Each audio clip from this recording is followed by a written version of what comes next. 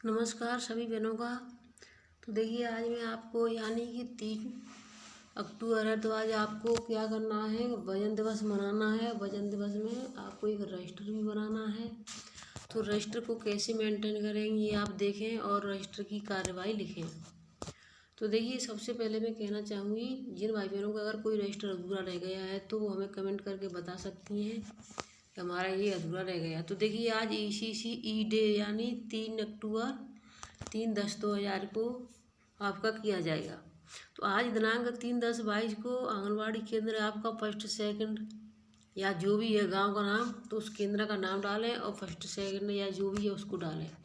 उस पर वजन दिवस बैठक हुई, तो आज आपको वजन दिवस बैठक भी करनी है और सभी बच्चों का वजन भी लेना है आज वजन दिवस। इसलिए इस वीडियो को अधिक से अधिक शेयर जरूर कर दें और चैनल को सब्सक्राइब कर लें। गांव की सभी सदस्य उपस्थित हुए। उन्हें बताया कि 0 से 5 वर्ष तक के बच्चों का वजन लेकर जब ग्रोथ चार्ट पर बच्चों की आयु अनुसार बच्चों की संविदा प्लॉटिंग किया गया तो बच्चों की वृद्धि का पता लगता है। यानी जो हमारा आयु जो ग्रोथ चार्ट है जो मिला था हमें, उससे बच्चे की जो आयु देखते हैं उसके सामने वजन भरते हैं मंथ के हिसाब से, तो हमें पता चल जाता है कि बच्चा कौन सी श्रेणी में जा रहा है। तो अभिभावकों को हमें ये बताना है। अभिभावकों को बताया कि अपने बच्चों का वजन नियमित रूप से करवाएं ताकि पता लग सके। ग्रोथ चार्ट भरते समय बताया गया कि यदि बच्चों का वजन सामान्य श्रेणी में आता है तो वह सही जा रहा है। यानी बच्चा जब वो ग्रीन में जा रहा है सामान्य में तो बिल्कुल सही है वजन और लंबाई ऊंचाई के हिसाब से। यदि बच्चा अल्प वजन श्रेणी में आ रहा है तो ऐसे बच्चों की देखभाल की ज़रूरत है। यानी जो बच्चा कुपोषित हल्का सा जो मैम में आता है तो उसको देखने की ज़रूरत है कि इसको, यानी जो वजन में कम है तो घर ही खाने पीने से हो जाता है, और हाइट में कम है तो हाइट में तो कोई कुछ कर नहीं सकता है। तो देखिए अगर बच्चा कुपोषित है तो ऐसे बच्चे को हम जिला अस्पताल में रखने को प्रेरित करते हैं। देखिए अगर बच्चा हमारा उम्र के हिसाब से वजन में कम होता है तो हम ऐसे बच्चे को फिर जो NRC की टीम होती है उनके साथ बच्चे को अस्पताल में भर्ती करने की सलाह देते हैं कि वो भर्ती करा लें, जिससे आपका बच्चा वजन में सही हो जाए ताकि सही इलाज व देखभाल हो सके।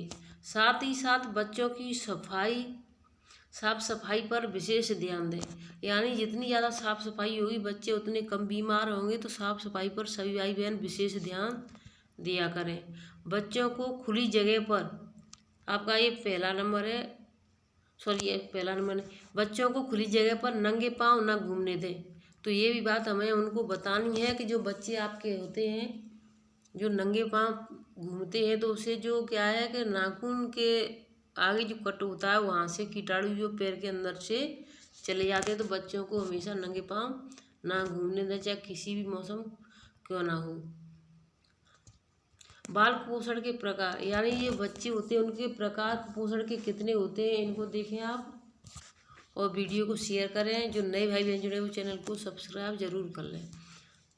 तो देखिए पहला आपका आ जाता है आयु के अनुसार वजन का बौनापन। यानी आयु उसकी जो है उसके हिसाब से वजन उसका कम है, कम का होना व लंबाई। तो जितनी आयु के हिसाब से वजन की लंबाई कम होती है तो उसे बौनापन ही कहते हैं। दूसरा आ जाता है आपका सूखापन, लंबाई के अनुपात कम वजन। देखिए पहला तो है आपका आयु के अनुसार वजन का बौनापन, यानी आयु के अनुसार वजन कम है उसका। दूसरा है आपका लंबाई के अनुपात में कम वजन, यानी लंबाई के हिसाब से भी कम वजन है तो भी उसको वजन में कम माना जाता है। तो ऐसे बच्चों को हमें सलाह देनी है, तत्वों की कमी से हो जाता है ये सभी, तो हमें किन किन चीज़ों पर खाने पीने की ध्यान देना है, सलाह देनी है जिससे बच्चा स्वस्थ रहे।